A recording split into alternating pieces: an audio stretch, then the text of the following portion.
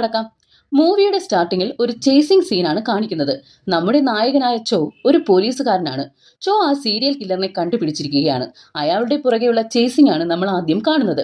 Killer ഒരു mask ഇട്ടതുകൊണ്ട് തന്നെ അയാളെ നമുക്ക് ഈ സീനിൽ കാണാൻ കഴിയുന്നില്ല. ശേഷം ചോ അവന്റെ പിന്നാലെ തന്നെ തുരത്തിക്കൊണ്ട് പോവുകയാണ്. കാറിന്റെ മുകളിലൂടെ ഉരുണ്ടും ബിൽഡിങ്ങിന്റെ വിൻഡോ പൊട്ടിച്ച് ചാടിയും ഒക്കെ വൻ സീൻ കാണിച്ചാണ് ഈ ഷോട്ട് എടുക്കുന്നത്. ശേഷം ഇരുട്ട് നിറഞ്ഞൊരു സ്ഥലത്തെത്തി ഫൈറ്റിനിടയിൽ കില്ലർ ചോയുടെ ദേഹത്തേക്ക് കത്തികൊണ്ട് കുത്തുന്നു.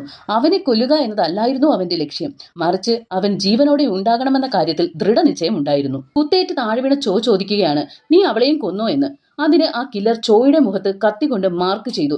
അവന്റെ വായുടെ ഭാഗം കട്ട് ചെയ്ത ശേഷം പറഞ്ഞു, ഞാൻ ഇതുവരെ ഒന്നും ചെയ്തിട്ടില്ല, പക്ഷേ നിനക്ക് വേണ്ടി ഒരു സ്പെഷ്യൽ പ്ലാൻ ഞാൻ ചെയ്തിട്ടുണ്ട്, അത് നീ പതിയെ അറിഞ്ഞോളും എന്ന് പറഞ്ഞ് ആ ഇരുട്ടിലേക്ക് അവൻ നടക്കുന്നതും ചോ തന്റെ റിവോൾവർ എടുത്ത് ആ കില്ലറിന്റെ തോളിലേക്ക് ഷൂട്ട് ചെയ്യുന്നുണ്ട്. ശേഷം ആ സീൻ അവിടെ കട്ട് ചെയ്ത് നെക്സ്റ്റ് സീനിൽ പ്രസന്റ് ടൈം കാണിക്കുന്നു. TV റിപ്പോർട്ടേഴ്സ് പറയുകയാണ്, സ്റ്റാച്യു ഓഫ് ലിമിറ്റേഷൻ കഴിയുവാണ്. അതായത് ആ 10 പെൺകുട്ടികളെ കൊന്ന ആ കില്ലറിനെ കണ്ടുപിടിക്കാനുള്ള ടൈം കഴിയുകയാണ്. ശേഷം കേസ് അന്വേഷിച്ചുകൊണ്ടിരിക്കുന്ന ചോയെ ഒരു റിപ്പോർട്ടർ ഇന്റർവ്യൂ ചെയ്യുന്നുണ്ട്. അതിന് ചോ പറയുന്നു, ദയവ് ചെയ്ത് നീ മരിക്കാതിരിക്കുക, നിന്റെ മരണം എന്റെ കൈകൊണ്ടാണ്. സീരിയൽ കില്ലറിനോടാണ് പറയുന്നത്.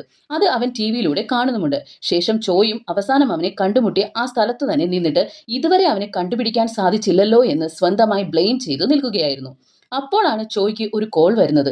അതാരാണെന്ന് വെച്ചാൽ ഈ 10 പെൺകുട്ടികളെ തട്ടിക്കൊണ്ടുപോയെന്ന് പറഞ്ഞിട്ടുണ്ടായിരുന്നല്ലോ, അതിൽ ആദ്യത്തെ പെൺകുട്ടിയുടെ മകനാണ് വിളിക്കുന്നത്. ഇന്നത്തോടെ എല്ലാം അവസാനിച്ചല്ലോ, സ്റ്റാച്യു ഓഫ് ലിമിറ്റേഷൻ ആയിരിക്കുന്നു. ഇനി ആ കില്ലറിനെ കണ്ടുപിടിച്ചിട്ട് എന്ത് കാര്യം? ഇത്രയും നാളും എന്നെ ഒരു അനിയനെ പോലെ നോക്കി, ഇനി അതിന്റെ ആവശ്യമില്ല. Thank you for everything. താൻ സൂയിസൈഡ് ചെയ്യാൻ പോകുന്നു എന്ന് അയാൾ പറയുന്നു. ഇത് കേട്ട് ചോ വെപ്രാളത്തിൽ അവിടെ നിന്നും ഓടി അവന്റെ അപ്പാർട്ട്മെന്റിലേക്ക് പോകുന്നു. അപ്പാർട്ട്മെന്റിൽ എത്തിയ സമയത്ത് അയാൾ സൂയിസൈഡ് ചെയ്യുവാൻ വേണ്ടി റൂഫ് ടോപ്പിൽ നിൽക്കുന്നു. അവിടേക്ക് ചോ ചെന്ന് അയാളെ അതിൽ നിന്നും പിന്തിരിപ്പിക്കാൻ ശ്രമിച്ചിട്ടും അയാൾ കൺവീൻസ് ആകുന്നില്ല. അയാൾ അവിടുന്ന് താഴേക്ക് ചാടി ഒരു ബസ്സിൽ